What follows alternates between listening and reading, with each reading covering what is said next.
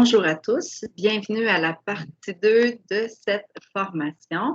On va tout de suite se diriger vers la présentation en question. Donc, si on regarde bien ici, nous étions rendus à cette diapositive-là où est-ce que nous avons vu différentes stratégies de base, si on veut, dans les cas où se présentent des symptômes comportementaux et psychologiques de démence. Parmi celles-là aussi, répertoriées, il y a des interventions qu'on dit non pharmacologiques. Donc, il y en a qui sont multisensorielles, il y en a d'autres qu'on pourra voir de manière un petit peu plus approfondie tantôt, mais parmi celles-là, il y a la musicothérapie, le toucher, le massage des mains, la luminothérapie, la zoothérapie, l'aromathérapie. Fait que dans le fond, ils visent à stimuler, ça dit, les sens. Puis, ça peut s'adapter aux différents stades là, selon le trouble neurocognitif majeur, puis selon les milieux par la même occasion. Il y a d'autres interventions non pharmacologiques qui sont centrées sur les émotions. On en a vu tantôt une qui était la validation, mais il y aurait aussi la réminiscence. Là, je ne sais pas si je l'ai exposé, mais on verra par la suite. La validation, on en a parlé. La présence simulée, entre autres, mais on peut mettre en vidéo de quelque chose qui est agréable, qui est significatif, par exemple, par la personne, puis elle a l'impression qu'elle partage un moment avec ses proches, par exemple. Donc, ça vise aussi à faciliter l'expression des émotions, à restaurer l'estime de soi, à diminuer l'anxiété. Du point de vue environnemental, on en a parlé un tout petit peu, d'essayer de réduire les bruits ambiants, d'être dans un environnement calme. Il y en a qui vont ajouter des airs, surtout dans les parties prothétiques, là, des jardins, par exemple. On en a parlé, ça aussi, de mettre des repères architecturaux pour que les gens puissent bien s'orienter. Dans certains endroits aussi, ils font un trajet où est-ce qu'il est permis, là, librement permis à la personne de circuler, donc des aires d'errance. Du point de vue cognitif, on en a légèrement parlé aussi, mais on va essayer de faire des interventions qui vont orienter vers la réalité pour certaines personnes, des jeux qui peuvent stimuler la mémoire. Encore là, c'est faut que ça soit adapté aux capacités résiduelles de la personne là, pour ne pas faire l'effet inverse. Ensuite de ça, sur l'activité physique, donc on a parlé entre autres du programme de marche. Il peut y avoir des groupes de marche aussi. C'est sûr que ça s'applique moins dans le contexte de la COVID, mais faire des petites marches centrées sur l'unité via le programme de marche, ça se fait très bien. Réactive occupationnelle, donc la thérapie par l'art en serait un autre. Et comme peut-être dans une autre circonstance, des fois, je me demande si la personne a été facteur toute sa vie, qu'il y a des journaux, le Journal de Montréal qui est à distribuer chez certains résidents qui sont en perte d'autonomie, mais ils peuvent toujours lire, comme ceux, par exemple, qui ont eu un AVC, quelque chose comme ça. Ben, il y a certaines personnes qui peuvent faire la distribution, ça va les occuper, puis ça fait partie de ce qu'ils ont toujours fait toute leur vie, donc c'est signifiant, etc. Donc, behaviorisme, donc des approches comportementales, ça c'est un peu moins utilisé. On a parlé de la diversion, distraction antérieurement. Si on regarde le recadrage, donc ça, je l'ai dit un petit peu, là, à savoir, des fois, on est habitué, là, les patients, à cause de la confidentialité, n'ont pas le droit de rentrer dans le poste des infirmières. Bien, on change notre paire de lunettes. Là. La personne elle a des troubles cognitifs, elle fait probablement de l'errance parce qu'elle s'ennuie. Donc, dans certaines situations, on peut permettre à l'aîné de circuler même avec nous dans le, comment dirais-je, même si c'est dans le poste. Donc, on va changer notre paire de lunettes. On ne le voit plus comme si il allait dans un endroit pas acceptable. Hein, c'est nous qui changeons un petit peu la paire de lunettes par rapport à notre intervention. Donc, la stimulation cognitive au quotidien, il y a un chapitre complet là-dessus. Donc, je vous le montrerai peut-être tantôt. Le toucher affectif, c'est super important.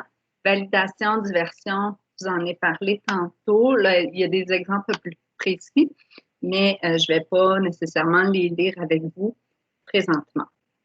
Donc, parmi les approches multisensorielles, parmi les premières qui étaient nommées, il y a des chapitres qui sont vraiment spécifiques, qui en parlent. Donc, le toucher affectif pour dire, c'est simple, mais c'est très important. Il vise à communiquer de l'affection, du réconfort, de la tendresse, de la sécurité au moyen du toucher. C'est indiqué que plus l'altération cognitive est importante, plus le toucher affectif est un outil de communication privilégié. Puis selon cette étude-là, ça mentionne que le toucher affectif, il y a des répercussions positives, notamment sur l'agitation, sur les troubles du sommeil, sur l'humeur des personnes qui sont atteintes de démence. Au niveau du massage des mains, hein, souvent c'est simple, c'est court, ça prend 5 minutes, ça ne coûte rien et c'est surtout quand c'est bien perçu pour l'aîné. Donc, l'étude Haas mentionne que ça peut conduire à un état de relaxation. Puis il notait une baisse de la fréquence et de l'intensité des SCPD. C'est non négligeable, mais c'est des moyens à notre portée. Si on regarde l'aromathérapie, donc ça consiste à utiliser par exemple des huiles essentielles, des plantes aromatiques pour parfumer agréablement l'environnement immédiat de la personne. Donc, dans certains cas, ça vise à favoriser la relaxation, le sommeil, à réduire certaines douleurs, puis ça l'aide pour des symptômes dépressifs. C'est chez certaines personnes, en fait, qui souffrent de démence.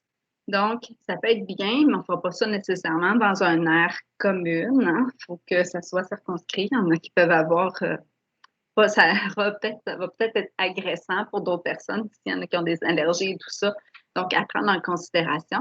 Mais si on fait du point de vue individuel, si ça correspond bien pour une personne, la personne répond bien, pourquoi ça ne serait pas utilisé? Si on regarde la stimulation sensorielle contrôlée, donc c'est un espace un peu dans lequel l'aîné, à des stades sévères, sont amenés à vivre des expériences sensorimotrices. Donc, ça fait appel au corps et aux 5 sens. Puis le but, c'est de rétablir le lien entre la personne soignée, son entourage et son milieu de vie. Parmi ces choses-là, il y avait, c'est pas le but visé. On va retourner à l'écran ici. Donc, la lampe multicolore a des enregistrements. En fait, ce que je voulais faire, c'était déplacer ça ici. Des enregistrements sonores avec des sons paisibles, l'oiseau, la mer. Dans d'autres circonstances, on peut mettre comme dans des sacs en fermant les yeux, les textures ou quelque chose qu'ils peuvent sentir. Ça peut être très agréable. Si on poursuit maintenant, il y a le programme BASE, donc c'est l'alternance, je l'ai un peu dit, mais en mes mots tantôt, donc une alternance entre l'activité et le repos. Ce qui est généralement suggéré, c'est pour 90 minutes d'activité ou de stimulation, on donne un moment de repos. Donc, c'est préconisé, on l'a dit, en alternance. Ça permet à l'aîné de demeurer en relation avec son environnement, mais pas sans subir toute la surcharge non plus. Puis plus les déficits cognitifs sont graves, on va réduire cette durée de 90 minutes. La contre-intuitive est expliquée ici. Je ne vais pas aller dans le détail, mais si vous voulez en prendre connaissance, vous pourrez la lire. La zoothérapie, souvent, ça c'est agréable pour nous, donc, mais c'est quand même très bien documenté. Fait que la zoothérapie est désignée comme effet positif présumé de la présence de l'animal pour la santé humaine. C'est une intervention qui s'exerce sous forme individuelle ou de groupe à l'aide d'un animal familier, soigneusement sélectionné et entraîné, introduit par un intervenant qualifié le plus possible auprès d'une personne en vue de susciter des réactions visant à maintenir ou à améliorer son potentiel cognitif, physique, psychologique ou social. C'est une approche globale qui repose sur le principe fondamental qu'il existe naturellement des liens entre l'humain et l'animal. Donc, ça, c'était dans le chapitre 38 de Voyer 2013. Donc, il y a des preuves empiriques, comme de quoi ça atténue l'anxiété, ça favorise la relaxation, la réaction tactile qui est agréable. Ça, c'est comme par exemple le contact d'une fourrure chaude et douce, ça stimule les récepteurs de la peau, ça permet des détentes mutuelles tant d'un côté que de l'autre, etc. Donc, ça a de nombreux effets sur la santé physique de la personne que d'avoir des contacts avec des animaux. C'est des choses qui sont reconnues.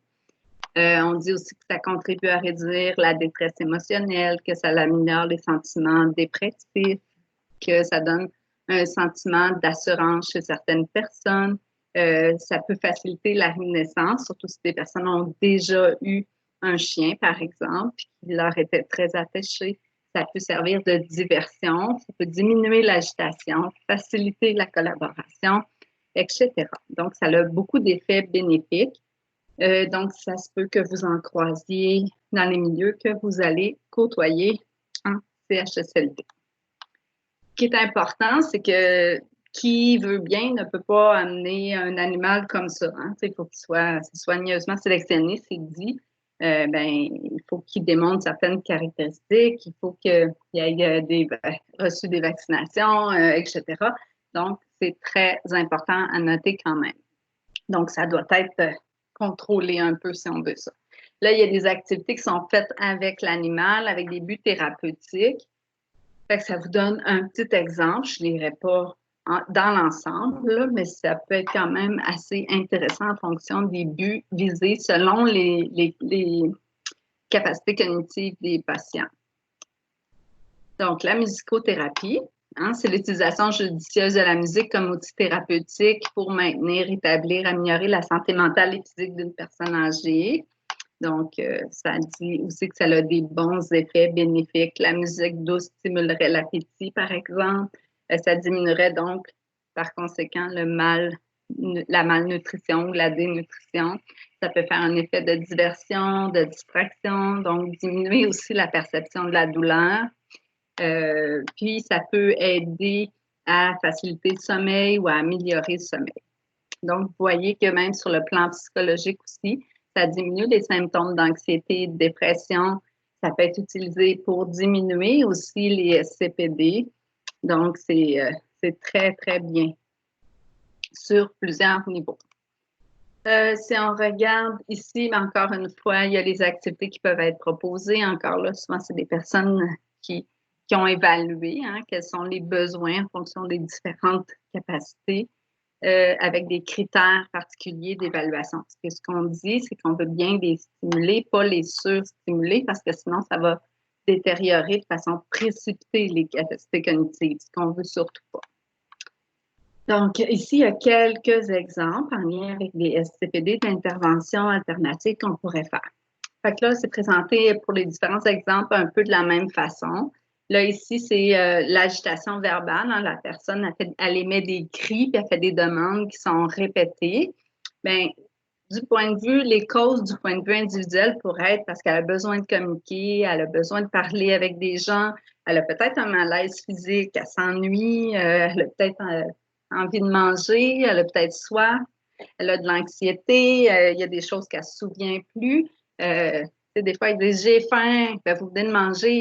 Et là, elle a l'habitude de répéter aussi « j'ai faim ». OK?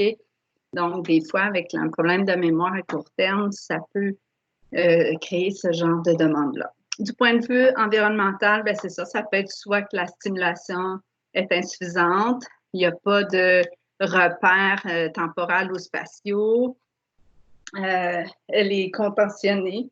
OK? Puis du point de vue interactionnel, ben, les activités ne sont peut-être pas adaptées pour elle. Certaines personnes, quand on les amène au bingo, ce n'est pas nécessairement très adapté. Si on poursuit, donc vous avez encore une fois des interventions alternatives, certaines dont je vous ai parlé, d'autres sont nouvelles, mais qui étaient adaptées pour les cris et demandes répétées.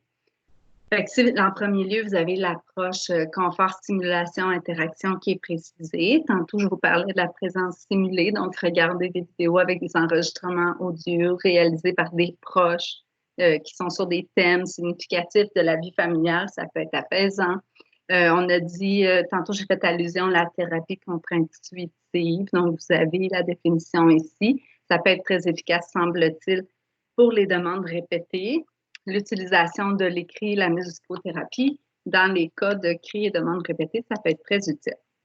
Ici, l'agitation physique, donc quand la personne elle va errer partout, Donc, on l'a dit tantôt, j'ai cité un peu un exemple. Tu sais, des fois, elle s'ennuie ou elle cherche quelque chose ou quelqu'un, elle peut être désorientée.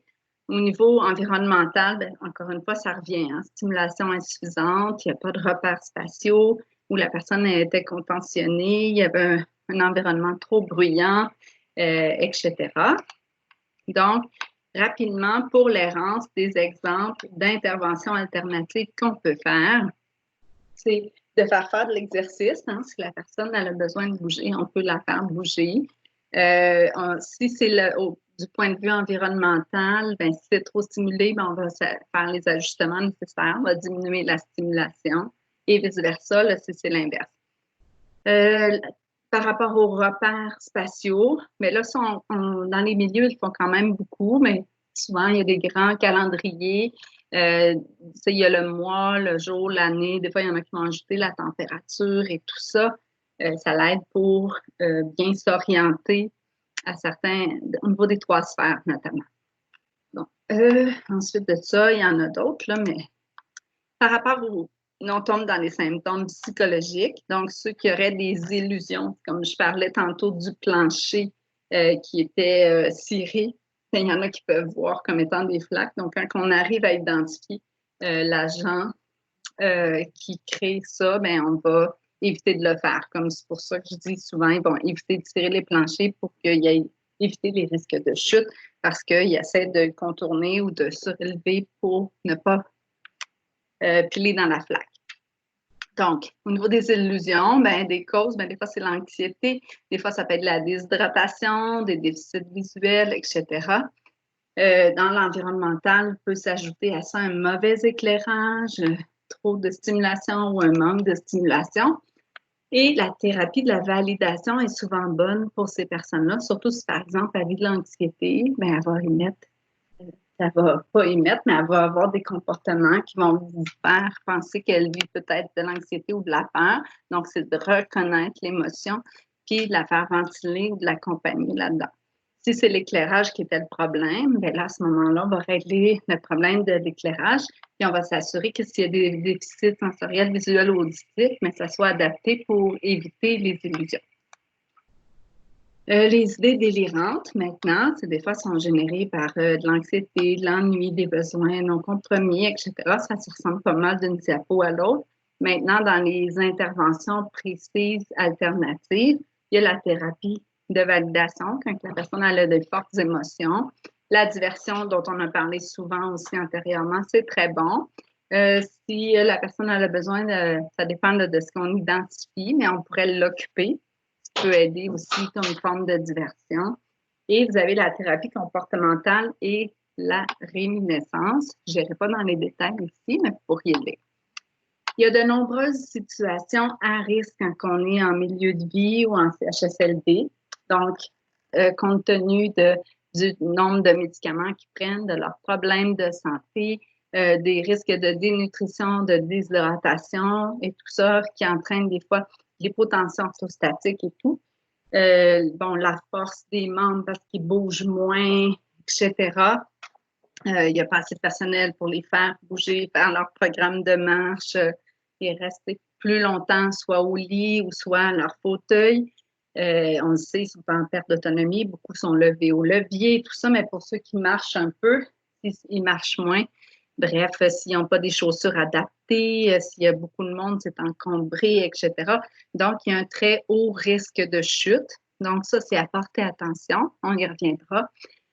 Si les personnes, hein, quand il y a beaucoup de monde, c'est nouveau, c'est pas continu, comme dans le contexte actuel, c'est vraiment pas comme à son habitude dans le milieu de vie. Là, il est très chamboulé avec plein de nouvelles mesures qui s'ajoutent, plein de monde qui ont des masques, des blouses, ils reconnaissent plus le visage. Ça se peut qu'ils vivent beaucoup d'anxiété puis qu'ils manifestent beaucoup de comportements perturbateurs.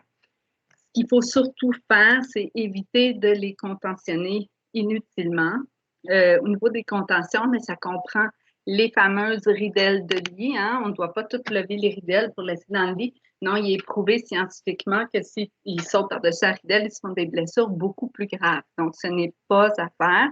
On ne bloque pas non plus systématiquement après les fauteuils roulants, là, les roues. On ne va pas nécessairement appliquer non plus les fauteuils gériatriques que la tablette, comme pour l'empêcher de se lever.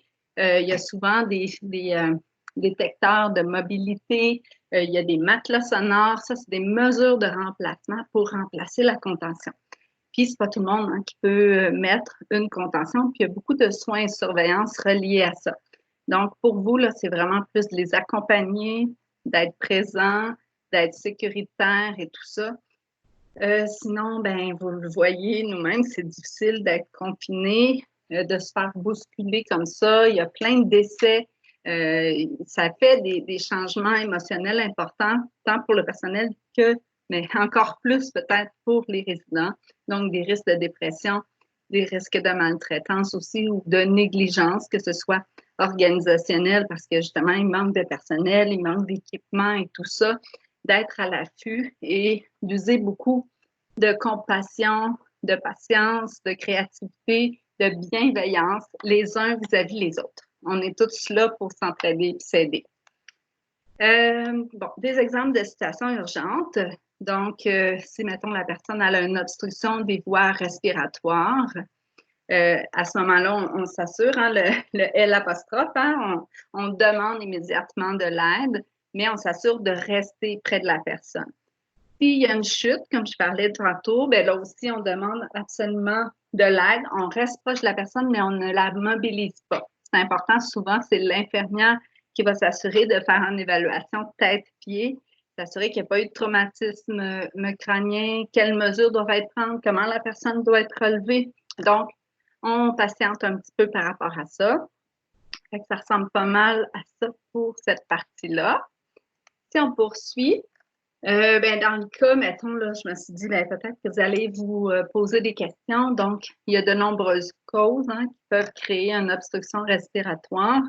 Donc, ça peut être des aliments, des objets, des spasmes, l'édème, de l'enflure, des compressions par strangulation, etc.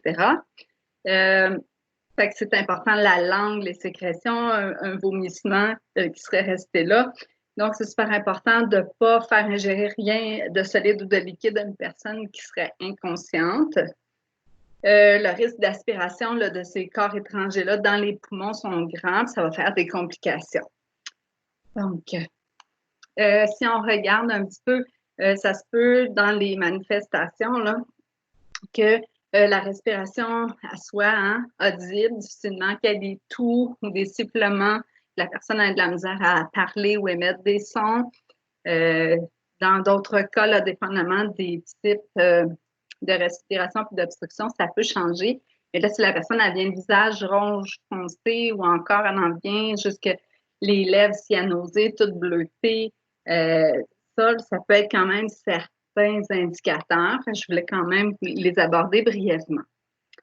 Donc, ici, ben, c'est sûr qu'on essaie, quand on a la chance, là, si on n'a pas de peur là, que la personne soit capable d'avoir un certain échange d'air. Si elle est encore toute là, puis que là, vous êtes à côté, puis elle est debout encore, vous pouvez l'encourager à tousser, mais comme on dit, on n'intervient pas, sauf si la situation se détériore. Là. Dans certains cas, certaines personnes qui ont reçu la formation pourraient faire la méthode de Heimlich. Mais là, pour l'instant, aller avec les indications du centre, qui était vraiment surtout ici, là, de demander de l'aide, de ne pas mobiliser, de rester près de la personne. Et là, par contre, si vous êtes très formé en la matière, ben, vous pourrez travailler en collaboration de concert avec le professionnel qui est sur place. OK, ça, c'est le milieu, justement, qui nous le demandait. Il travaille selon l'approche Gineste Marescotti, donc qui comprennent l'aspect regard, parole, toucher, verticalité, je vais finir par le dire, donc RPTV.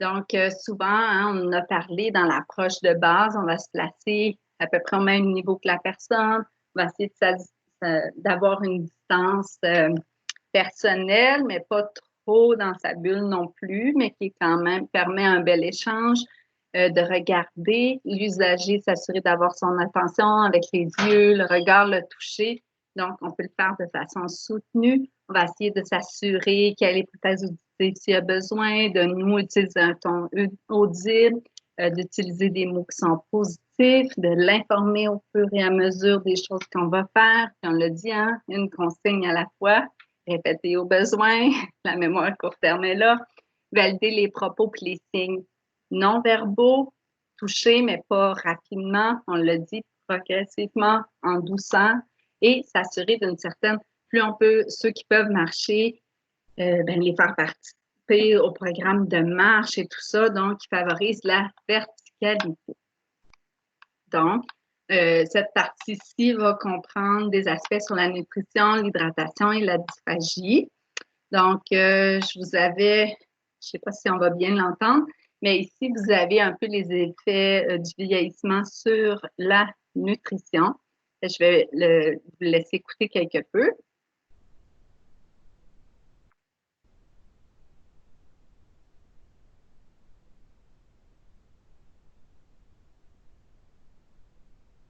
Oh.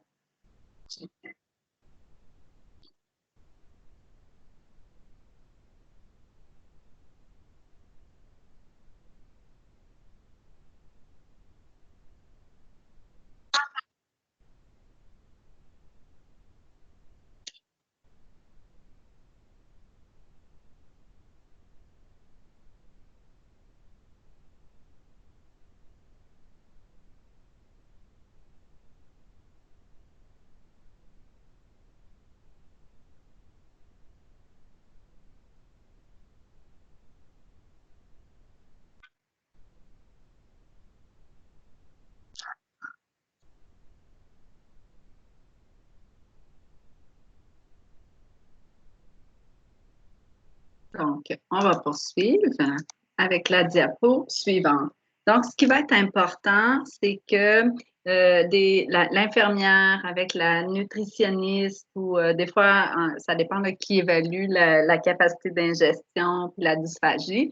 Mais bref, les professionnels en place se sont assurés de faire un plan individualisé de l'alimentation finalement. Fait que ça va avoir tenu en compte les goûts, les aversions, les allergies des personnes, mais aussi de sa capacité à déglutir, à avaler. Le niveau d'intervention médicale aussi, hein, niveau de soins 1, 2, 3, etc. De l'appétit, de l'état de santé de la personne, puis aussi du milieu de vie. Donc, il y a une petite distinction à faire. Vous allez entendre de nouveaux termes peut-être. Bon, fait que pour les liquides, on parle de consistance de liquide. Quand on parle liquide clair, c'est comme de l'eau, si on veut. Et si on parle consistance nectar, bien, ça, on sait qu'on peut le boire à la paille ou au verre d'eau, comme ça va. Tandis que quand c'est consistance miel, un tout petit peu plus, bien, ça peut être bu au verre, mais c'est pas recommandé de le faire à la paille. Puis le pudding, ben, ça va de soi, là, ça va être avec la cuillère. Quand on va parler des solides, hein, la nourriture plus solide, les différentes textures qui vont être prescrites, bon, ça va être régulière, ça c'est la même que nous. Ça peut être tendre, molle, haché ou bien en purée. Donc, vous aurez la chance de voir ça un petit peu dans vos milieux. Certains milieux ont vraiment la fait avec l'identification du patient et tout ça. D'autres milieux, c'est l'aide de service qui peut avoir la liste de comment donner les repas aux autres. Des fois, les préposés les aident. Donc, juste bien s'assurer que ce qu'il y a dans l'assiette correspond à la bonne texture ou de la bonne consistance pour votre résident X, Y, Z, surtout si vous ne le connaissez pas encore. Je vais peut-être me permettre d'ajouter que en milieu de vie, ils n'ont pas nécessairement un bracelet d'identité comme à l'hôpital. Certains milieux de vie n'ont rien, là, pour vraiment les identifier. On a les photos et tout ça. Il y en a d'autres qui ont des bracelets qui ont de l'air médical alerte un petit peu. Certains peuvent le porter. Des fois, leurs vêtements sont identifiés, mais on ne peut pas se fier juste à ça non plus. Fait que quand on peut, on vérifie avec le personnel. Sinon, vous allez avoir quelques outils supplémentaires. Des fois, s'ils sont assis sur leur fauteuil roulant, ils pourraient être identifiés aussi à leur nom. Fait qu'essayez d'aller chercher au moins 3 façons d'identifier le résident différentes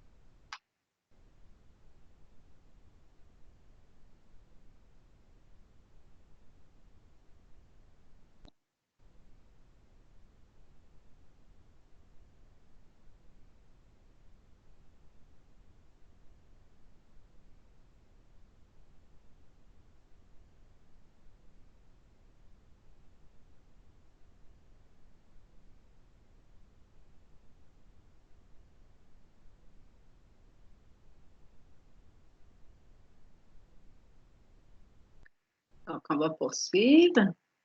Si on regarde ici, on a les manifestations typiques, celles que vous reconnaissez chez la majorité des personnes adultes ou âgées qui n'ont pas de troubles neurocognitifs majeurs. Donc, ceux-ci se retrouvent tels que problème de mastication, lenteur à l'alimentation, aliments ou salive qui s'écoulent de la bouche, un problème de vidange buccale, hein, il termine, il y a des choses qui restent dans la bouche, retard ou absence de déglutition ou encore déglutition, mais de façon répétée là, pour parvenir à faire descendre le bol alimentaire. Allongement du transit oral de la bouche à l'estomac, le reflux nasal après avoir avalé, des toux répétés, des raclements de gorge insistants, du désenrhumage, la dysphonie, voix faible, rauque, mouillée, modifiée après avoir avalé, des sensations de blocage de la nourriture ou de l'adhérence dans la gorge. Donc, ça, c'est plus les manifestations typiques. Chez nos aînés, bon, il y a les 3 signes, avec des troubles cognitifs, là, il y a les 3 principaux signes cliniques majeurs qu'on retrouve presque toujours toujours dans nos manifestations atypiques. Dans le cas de la dysphagie, il y a un changement de l'autonomie qui se manifeste souvent par de la faiblesse, un changement au niveau de l'état mental, donc un délirium causé par des pneumonies d'aspiration en répétition, de la dépression, de l'anxiété lors des repas, des changements de comportement tels que l'isolement social, l'insomnie qui est causée souvent par la toux, la déshydratation, très typique de notre clientèle, la dénutrition, la perte d'appétit, l'inaptence ou le refus de manger, perte de poids et absence de toux malgré l'aspiration. Donc, on va poursuivre. Maintenant, on a s'il y a présence de signes de dysphagie, OK, c'est important qu'on arrête simplement l'alimentation, puis vous allez aviser votre PAB, qui lui le connaît probablement davantage. Et sinon, c'est l'auxiliaire. Et c'est sûr que l'auxiliaire va transmettre le message à votre infirmière qui va pouvoir voir si elle peut gérer la situation ou bien si ça va être porté en équipe interdisciplinaire, s'il y a une modification de consistance à faire ou d'adapter les liquides ou comment, si on écrase ou non les médicaments et tout ça. Bref, ça va être étudié de façon individuelle. Les professionnels impliqués vont pouvoir donner leur opinion professionnelle et il y a une décision qui sera prise aussi par la suite. Mais vous, là, dans le côté pratico-pratique, s'il y a de quoi, patienter un petit peu, attendez, puis on ajustera le tir après par rapport à la poursuite ou non de l'alimentation. Donc, ça ici, c'est davantage l'examen clinique là, qui réfère à l'infirmière. Je pense que c'est pas ça dont vous avez besoin.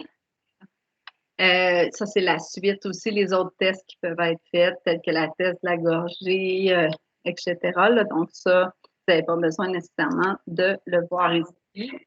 Peut-être même, il y en a, dépendamment de vous, s'il y en a qui sont ergo, connaissez déjà des tests pour faire ça. Maintenant, par rapport aux conseils pour les repas en lien avec la dénutrition.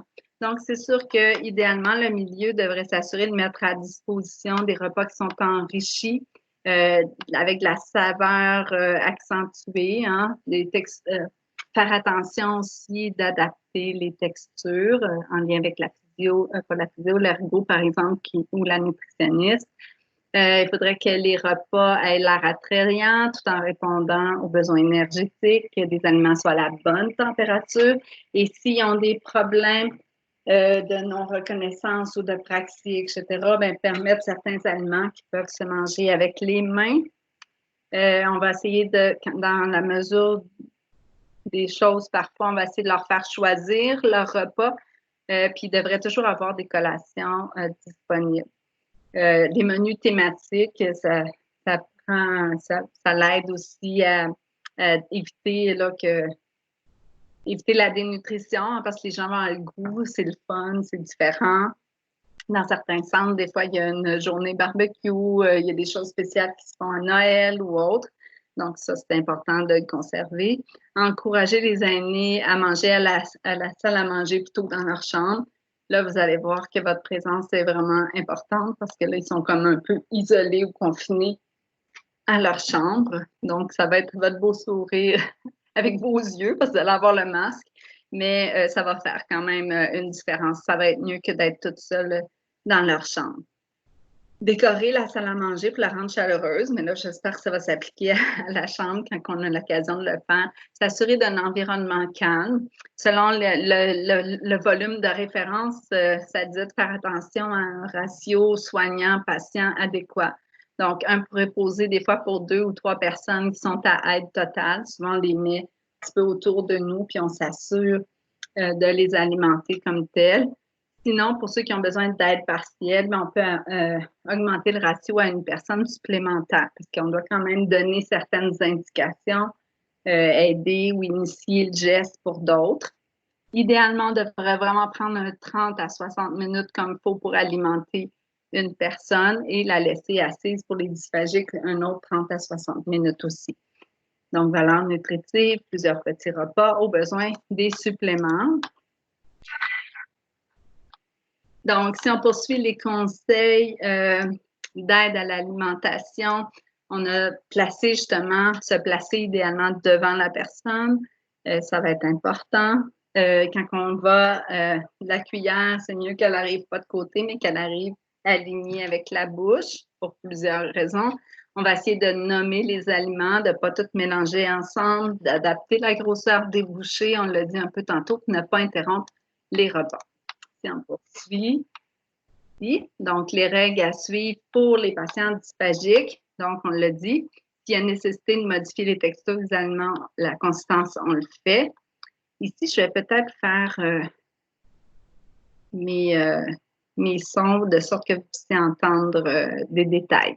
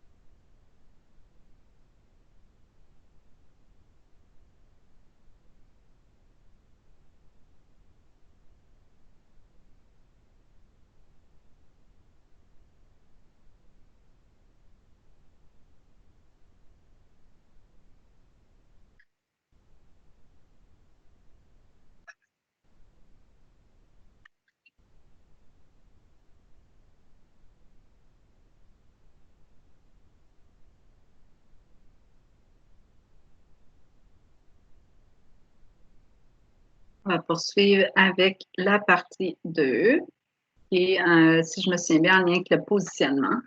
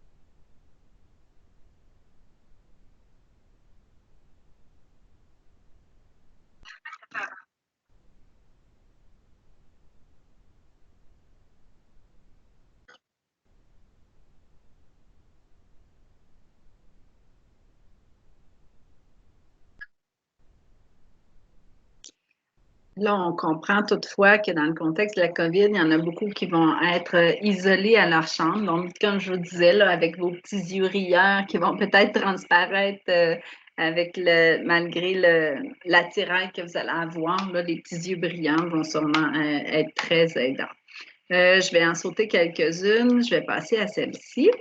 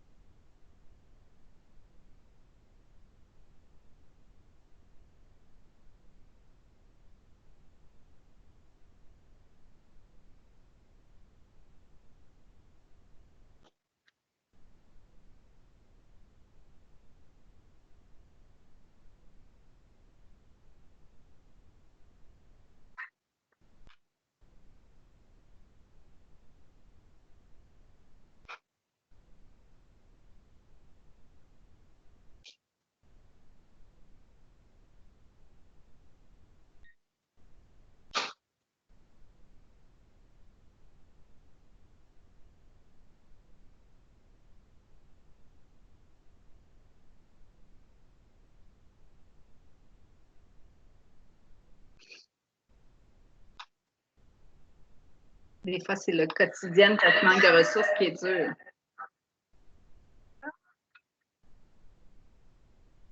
Désolée du contretemps. Maintenant, ben, ça, c'est d'autres interventions directives que l'infirmière pourrait mettre, par exemple, dans le PPI ou dans les plans de travail. C'est sensiblement les choses que vous avez eues par le passé. Si c'est vous qui devez alimenter quelques rappels, hein, on adapte la grosseur des bouchées, on se place devant plutôt que sur le côté et on laisse la personne assise 30 à 60 minutes après le repas. Donc, comme il y a des gros problèmes de déshydratation, il y a des programmes collectifs qui existent. Celui-ci en est un, Robinson et Rocher.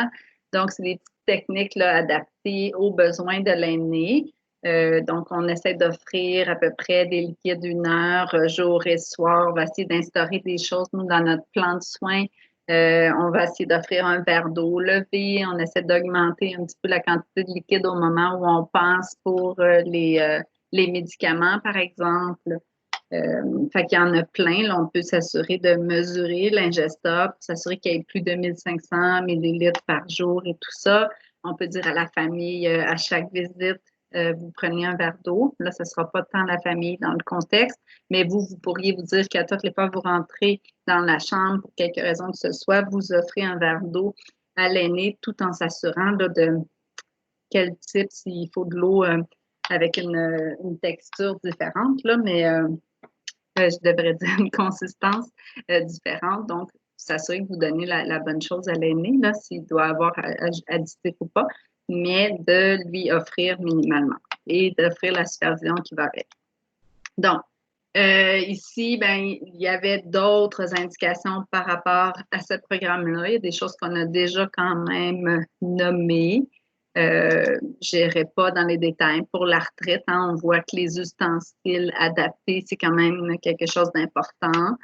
Ça, c'est en lien avec nos collègues les ergots.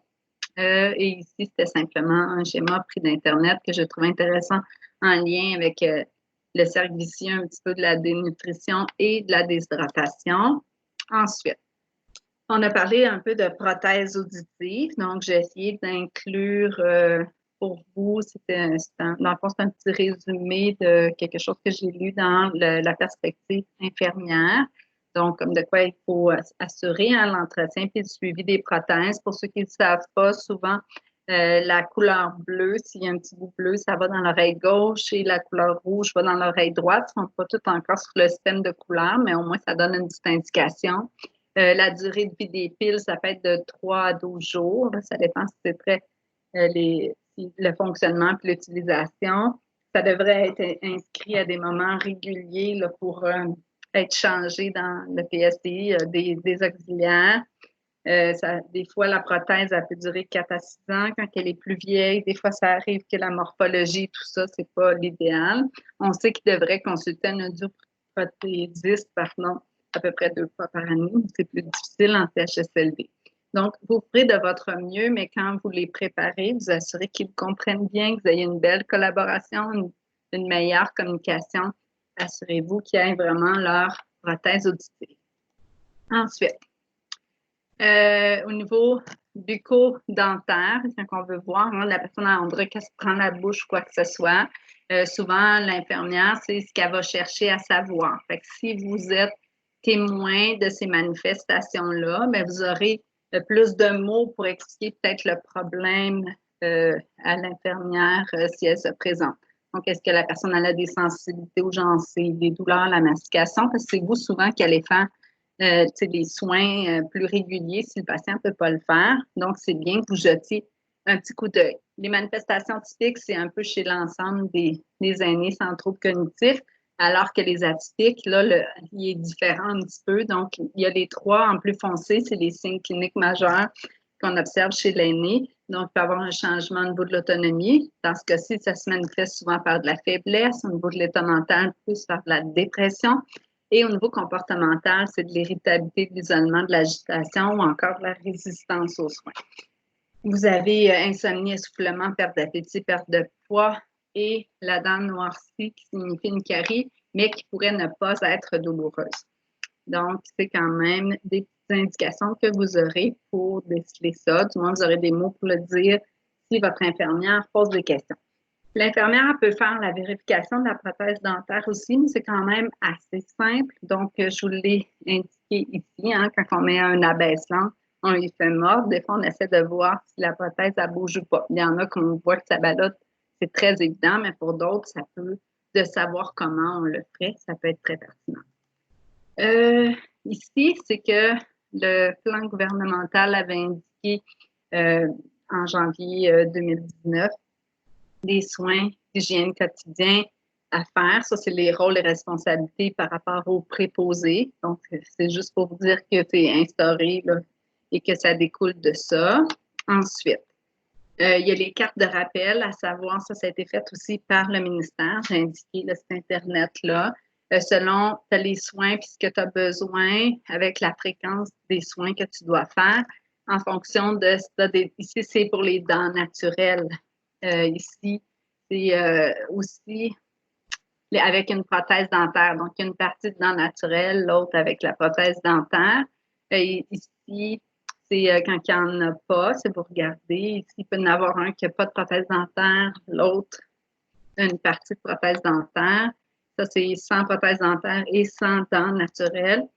Ici, c'est prothèse dentaire amovible sur un plan ou prothèse dentaire fixe sur un plan. Fait que vous avez toutes les cartes de rappel au cas où, mais c'est tout sur le site du ministère aussi. Les milieux ne les ont pas toutes implantées, c'est pour ça que j'insiste pas. Donc, le gouvernement avait même donné certaines indications de précaution quand une personne souffre de dysphagie. Donc, ça dit faire asseoir le résident bien droit ou faire coucher le résident, mais sur le côté, toujours garder la tête du résident légèrement penchée vers l'avant, éviter les dentifrices qui contiennent un agent très moussant, éliminer le surplus de dentifrice ou de salive avec une gaze, un coton-tige ou quelque chose pour nettoyer. Donc, c'est pas mal ça en regard des informations que je voulais vous transmettre. Je vais juste regarder, jeter un petit coup d'œil aussi. Mes autres collègues vont sûrement vous parler du reste d'informations par rapport à l'aide de service. C'est pas tout à fait là. Donc, les soins modulaires, quand vous êtes entre autres à l'hôpital. Je vais quand même la grossir un tout petit peu. La composition de l'équipe de soins, ça, c'est des attentes par rapport à votre centre. Il y a quelqu'un qui va regarder ça avec vous. C'est bon. Fait que là, ça, c'est mes collègues de la première session qui vont vous en parler. L'entretien du matériel, la même chose, d'autres petites tâches. Selon le code couleur qu'ils vont vous donner, ils vont vous donner les formations qui vous sont appropriées. Ici, vous avez quand même des tâches non autorisées, mais là encore, là, c'est selon votre code couleur. Je vais laisser vraiment mes collègues le clarifier. La confidentialité, super important, c'est vraiment l'affaire de tout. de s'assurer d'être bien identifié aussi. Donc, le type de clientèle, là, ça commence un petit peu avec ce que moi, je vous ai indiqué, selon des choses un petit peu différentes, mais ça revient sensiblement au même. J'avais pris un petit peu d'avance. OK. Donc, jusqu'ici, vous vous y retrouvez assez bien. D'accord. Donc, là, le contrôle des infections aussi, ça, c'est l'équipe de la première année qui va vous donner l'indication. Fait que je pense que j'ai fait quand même le tour de la question. J'espère que ça vous aura appris certaines choses et que ça vous aura été, pardon, utile. Sur ce, ben, je vous souhaite des moments agréables et adaptatifs, je dirais, dans chacun de vos milieux. Merci d'être là aussi, de participer, de contribuer, d'aider au système de la santé, au réseau, aux endroits où ils ont le plus besoin. On compte sur vous. Ça va bien aller.